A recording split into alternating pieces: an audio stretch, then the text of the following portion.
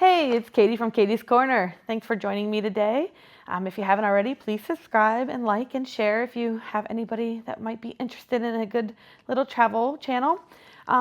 Today I wanted to go through a handful of some of my favorite things that we did in Ireland.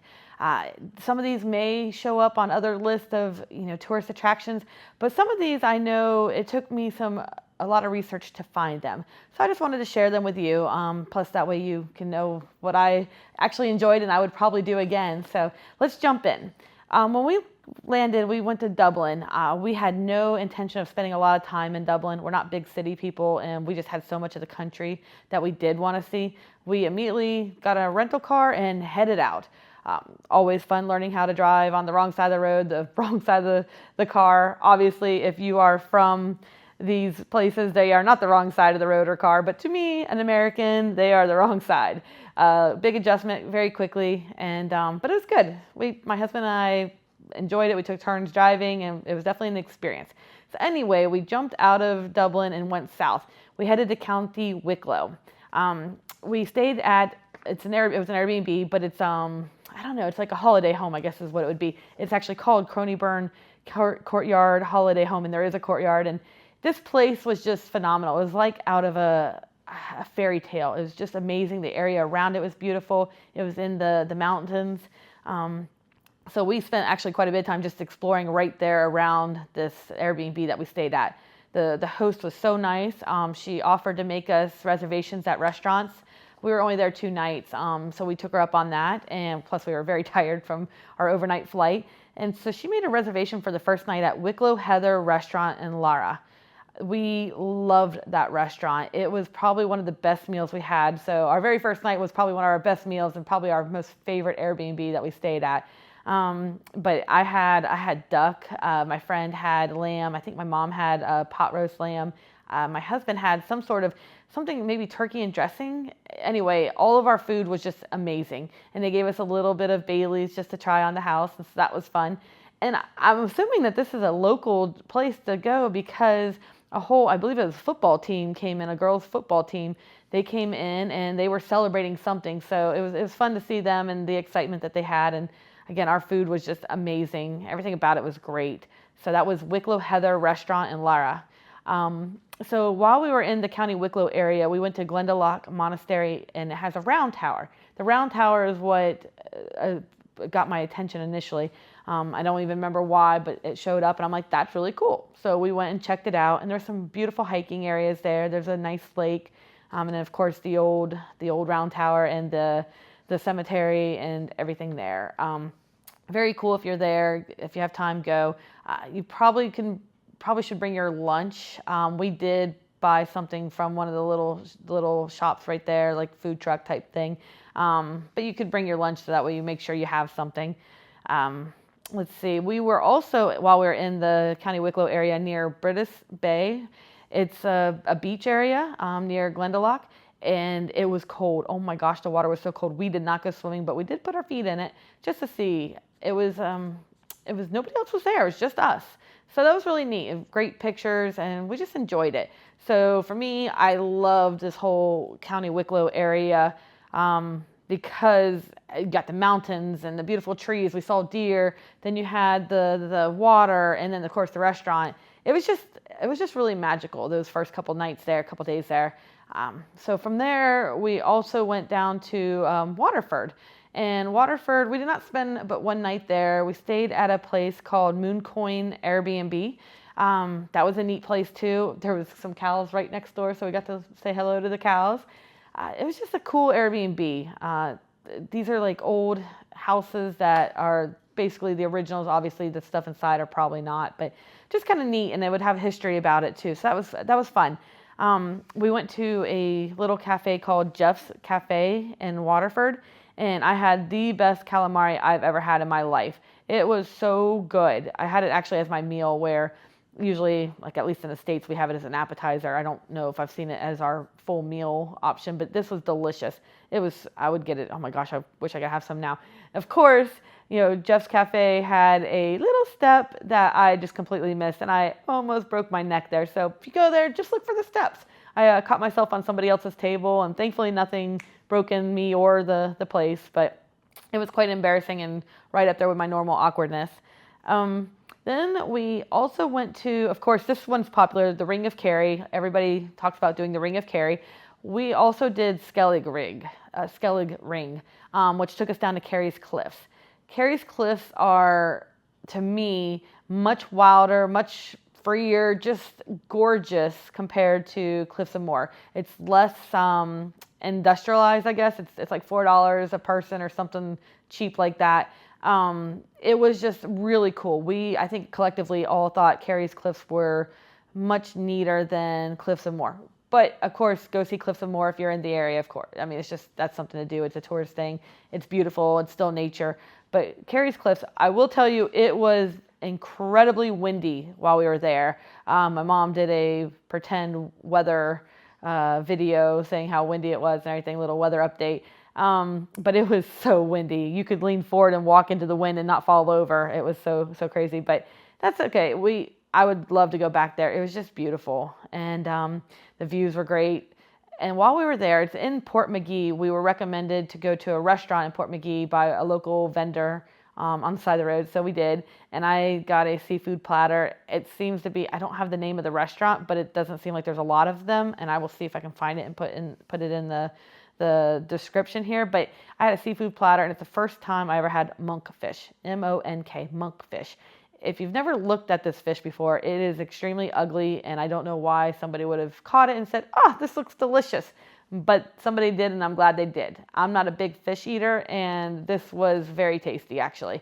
Even my husband, who eats no seafood at all, said he could eat it if he had to. But he even said it was very light. It's like a light white fish, not a lot of fishy flavor to it. Anyhow, everything was really good there. Then we also went to Hoare Abbey, which has a view of the Rock of Cashel. Most people know of Rock of Cashel, and that's where they go. Hoare Abbey to me was cooler. Rock of Cashel is more complete, and you pay to get in, and it's actually still have all its size. Where Hoare Abbey is just ruins. So it's open, it's free. You can park there and walk to it. It's pretty, and you can see Rock of Cashel from there. So do both, but I appreciated Hoare Abbey more, and maybe it's because I like the ruins and your imagination of what it was. So anyways, that was neat. I would definitely do that, both of them.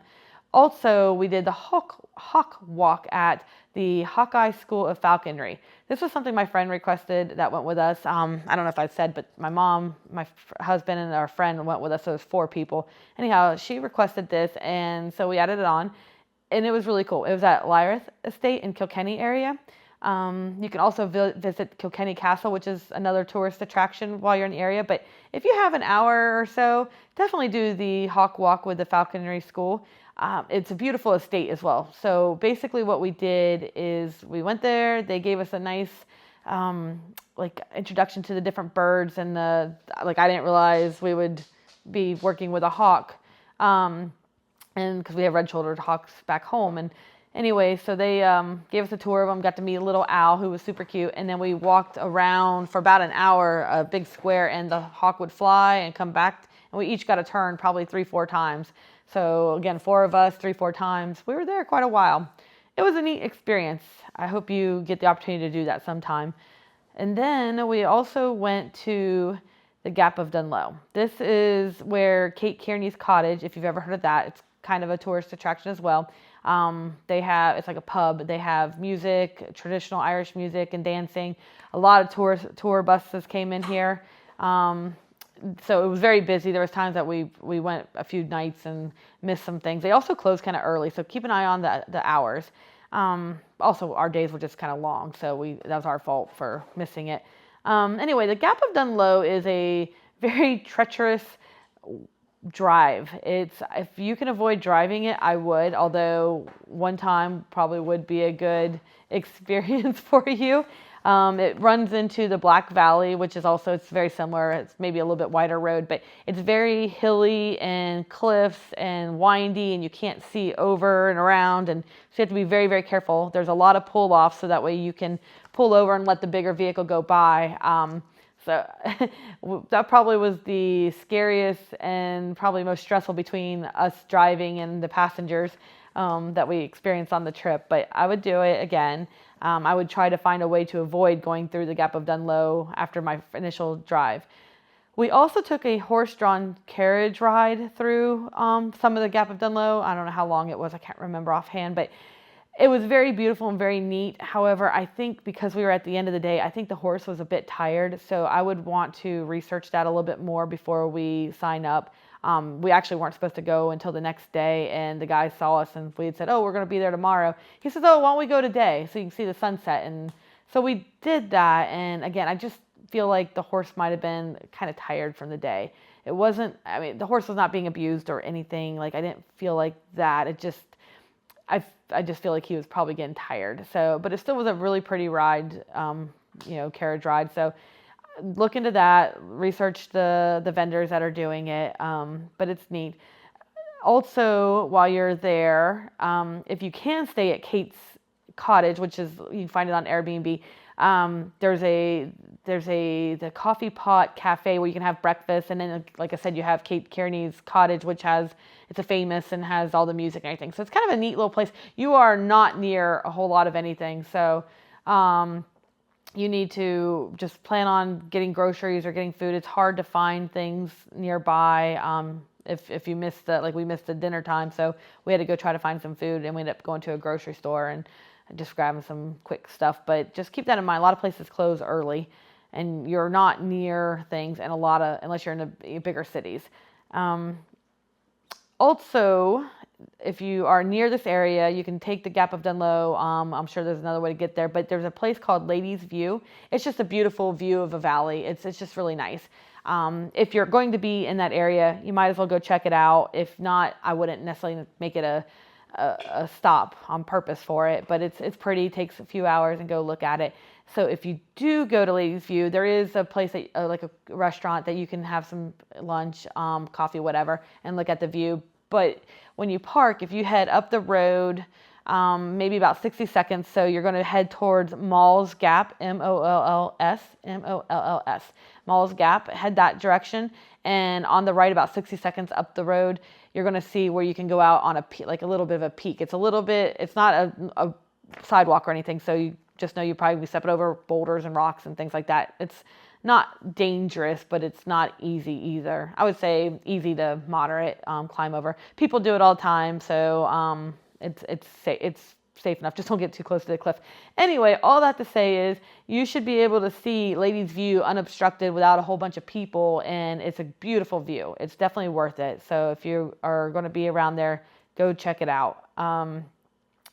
Let's see. We also, while we were in this area, I guess it was right here, Guinness Lake. That's just another pretty view. It's a little bit of a drive to get to it. It's neat. If you're going to be in the area, check it out. It's called Guinness Lake, and it's because it looks like a Guinness, a pint of Guinness. Pretty views. Check that out. Then we also went to Dingle Peninsula. Dingle is also very popular. You probably have heard of it. There's a place called Sleehead, and you can go Sleehead Drive, and it's kind of like a Ring of Kerry type of thing. It's just beautiful. The roads are going to be pretty narrow and lots of turns and lots of cliffs, lots of tour buses, but it definitely is worth it. It was just pretty. Dingle is what you would expect a little tourist town on the sea to look like. You know, pretty color buildings, exactly what you would expect something in Ireland to look like. My mom loved Dingle. It was a really nice time for her, and we liked it too, but she definitely favored it a little bit more than probably we did. Might as well go check it out though while you're there. While we were there, we did do a sheep herding dog demonstration, and I highly recommend that. The dog's name was Captain. It was interesting talking to the sheep herder. He just told us about some of the history around the farms, the family land, how it works there. So it's just, you're watching the dog do some amazing work that they've been trained to do for, eons, right? But then you also have somebody telling you the history of what's going on too, especially if you ask questions. So I do recommend trying to find a sheepdog demonstration if you can. That was kind of a spur of the moment. We saw it on the map and went ahead and booked it like right then. It was not like a planned out thing in advance. From there, we went to the Aran Islands. We took a ferry from Dunloe and we went to Ennismore, and it's one of the Aran Islands. It was a great little ride over to Ennismore, and then we did another horse-drawn carriage ride because there's not a lot of cars. You can rent bicycles, but this carriage ride was really great. The horse was in good shape. It was kind of earlier in the day. It wasn't terribly hot. It was just a really nice ride, and the guy gave us the horse owner, I don't know what you call the person who leads the carriage ride, but anyway, he gave us some really great information, answered questions. We did share the ride with somebody, and then we did that to a cafe he took us to, and I think it's the only cafe that's probably on this island. There are some like little coffee food truck type things, but this was the only cafe that I remember being there. And oh my gosh, that was the best chicken salad sandwich we have ever had. To this day, we still talk about how great that chicken salad sandwich is. I know that sounds ridiculous, right? But it was so good. They also had Guinness chocolate cake, and that was amazing too. It was so good. I got a pot roast or roast beef type of meal, so I didn't get the chicken salad sandwich. I had some of it. My food was very good too. So if that's not your thing, chicken salad's not your thing, they have other things. Some of it is like little sandwiches like you'd see at a convenience store, like in a little triangle things, but they're fresh. They're made there. Highly recommend. Definitely plan on eating there. You don't have to take your own food if you don't want to. Now, we added on to our boat ride, our ferry tour, to go by the cliffs of Moher so we could see them from the water.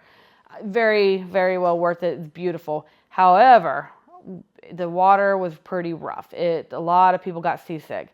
All of us are from Florida. We've all kind of been on boats throughout our life, so we were fine. We didn't take anything beforehand, but make sure you take some Dramamine or something for seasickness.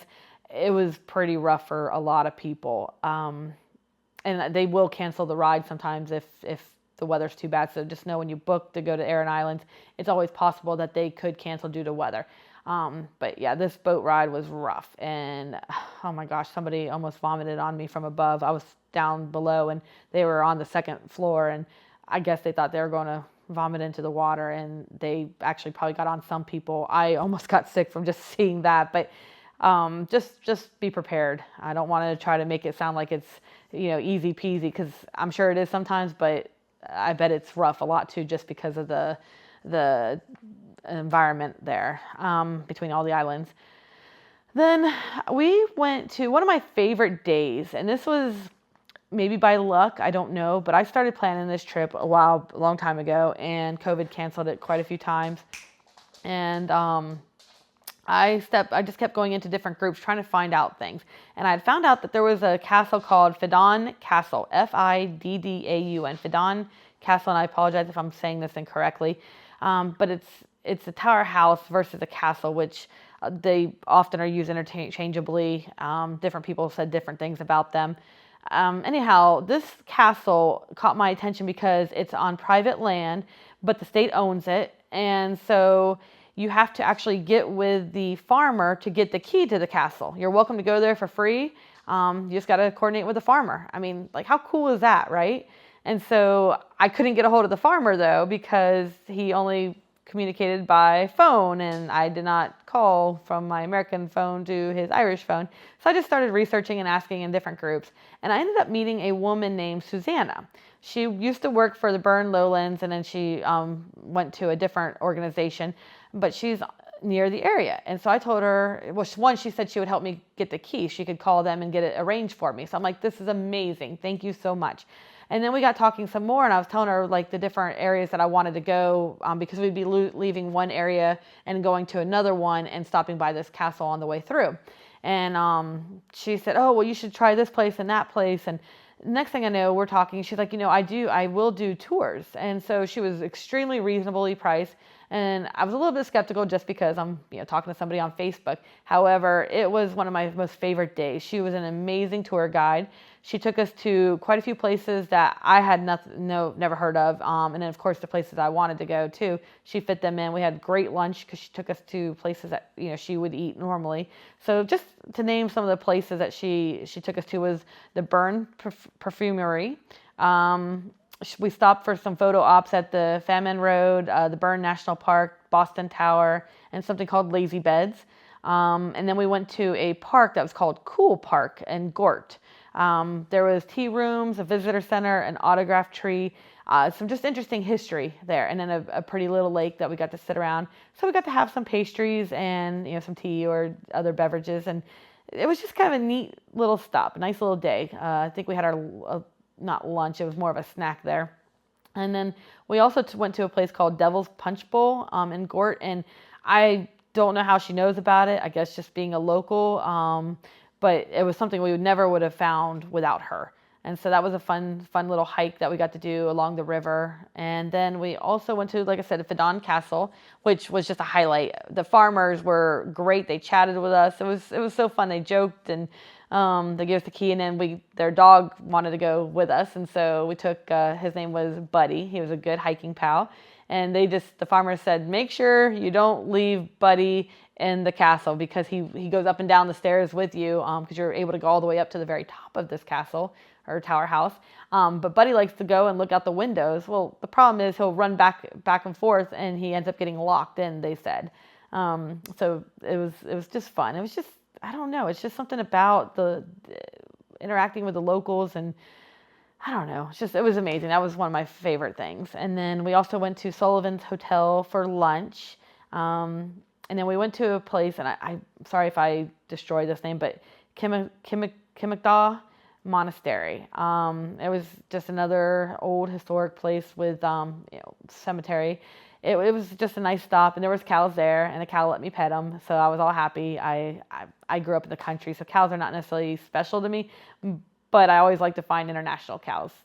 It's just silly, but I do. And my mom and I actually picked a place to stay in Switzerland once because they had cows on the property. I don't know why, but we did. So I was all happy I got to pet this cow and chat with this cow for a little bit. After that, a day or two later, we went to a place called Caves of Kesh. It's part of the Kesh mountain. I saw this somewhere, and I said, I want to hike that. And it's on private land, which a lot of things are in Ireland. You'll see where the state may own it or manage it, but this is just a mountain. And what's cool is it's thought to be older than the pyramids, just based on different bones they've found of animals, humans, things like that over the years. There's at least 17 cave chambers that they know about. And so the mountain to get to the caves is a roughly 1,100, 1,200 feet above sea level. It's a very steep hike in some areas. I would say moderate difficulty level. We got there, and also keep in mind that it could be lambing season, which just means there's baby lambs. Initially, we thought there was a sign on the gate that said it was lambing season, but we did some more research. The sign just had not been taken down yet. So, but do your research. Don't violate what what is going on. You can contact the local area to find out. And so that's the only reason I felt comfortable going. Anyway, my husband and I hiked it, actually. My mom and our friends, they stayed down and took pictures from down below. But we were out of shape, and so we had to take a break halfway up. But it's very steep. You go up, and then it's so steep, and it's a very narrow path. It's not like a cliff that you're just going to fall to your absolute death from, but you would roll down this mountain, and it would hurt. So just be very careful. Wear really good hiking shoes. If it's wet, just be prepared that it could be very, very slippery. Fortunately, it was pretty dry for us, so we did not have that issue, but I could see it being very slippery. But to me, that was another one of my most favorite things. It was so worth the hike. The views were amazing. We saw some other people that were in the caves, and we took turns taking pictures of each other, and it was just a great experience and something I'm glad that I did, so I can say, you know what, I did it. I hiked the mountain to the top, and it was nice. And it's a small town area, not a lot around, but that was in County Sligo, though, so that way, if you're looking on a map, it was in County Sligo. We did not spend a ton of time in Northern Ireland, partially by design, but no real reason other than we were just running out of time, and a lot of things that we wanted to do were more not in Northern Ireland. But we did go to, of course, Giant's Causeway, and when I was looking around Giant's Causeway, I saw Dunloe Castle. It's near Bushmills and Londonderry. This was probably one of our favorite castles. It's right on the cliff edge. It is not it's ruined. So they have pictures of what it was, and then obviously you can see what it is now. And I know it was probably my husband's most favorite castle. I really enjoyed it. Unfortunately, we saw some people who were on a tour and they had like 15 minutes to explore it. They said they had to hurry up and then get back to the bus. Take a couple hours. It's just neat to read about it and see everything and the views and the photo ops. You need more than 10, 15 minutes. I would minimum an hour, maybe a couple. It was very cool, very interesting history to it. And if you're going to be near Giant's Causeway anyway, which is a major tourist attraction, stop by here and give it some attention. I think you'll enjoy that. Lastly, I mean, there were so many great things that we did, right? I mean, we did go to the Blarney Stone. That was great. I mean, there's all kinds of things that we did that were the traditional tourist attractions, but I really was trying to find some things that were not. I always try to find the oddball things to go do. Anyway, one of the places that we went was called the Wonderful Barn. It's in County Kildare. This was one of my list of things I wanted to see. I don't even remember how I found it. There's not a lot of history about it. They think it was maybe their grain store or possibly even for, I think it was doves, because doves were a shooting sport thing that people did at one time, or a lot there. But there's not a lot of history about it. The one thing that is pretty certain is it was, built in 1743, and it was commissioned during a difficult famine time period. So it was meant to be a relief work, provide jobs to people. Nobody seems to know why it is in a corkscrew design. It's just a strange building, a strange thing. You cannot go up inside of it or into it at all. So just know it's going to be an outdoor photo op thing. It's like a little park. The parking is just random. You just kind of park somewhere and walk to it. Maybe 5-minute walk. You don't pay. At least you didn't when we were there. I think it's the OPW may be in charge of it. Anyway, so we ran into different locals who were just walking their dogs through the park area that lived nearby. And so we chatted with a couple, and we found one who, she actually did her whole thesis paper on the Wonderful Barn when she was moving to Ireland and getting her degree. I don't want to steal all of the information she said, but it was really interesting. And but nobody knows for 100% sure of why it looks the way it did and exactly what it was used for, or if it was used for multiple things. But it's definitely something I would add to your list if you're going to be near County Kildare. Leixip, I think it's called Leixip, if I remember correctly, is where the town that it's near. Anyhow, so those are some of the things, I don't know, 13, 14 things that I just absolutely loved when we were in Ireland, and I highly recommend, if you have the time to do it, to add these things onto your list. I know they're not all the stuff that people say, oh, go to Ireland and go to the Cliffs of Moher and the Blarney Stone, and those are great things to do too, and I would not skip them, but I really enjoyed the ones I just went over. I think they are just unique, and they're just not the usual stuff that everybody always does. Hope you enjoyed this, learned something. If there's something else that's on your list that maybe you did that I didn't list, and it's not like the typical tourist, please share it. I would love to hear that, because I really hope to go back there. My husband and I and my mom and our friend, we all loved Ireland. I told my husband that I could live there for, whatever we're allowed, a few months, I guess, and spend time, and just, I really would like to go back and visit some of the areas more, and talk to the locals more. And like I said, County Wicklow was probably one of my favorite places and favorite everything about it. It was just great. And anyhow, if you have any questions, let me know.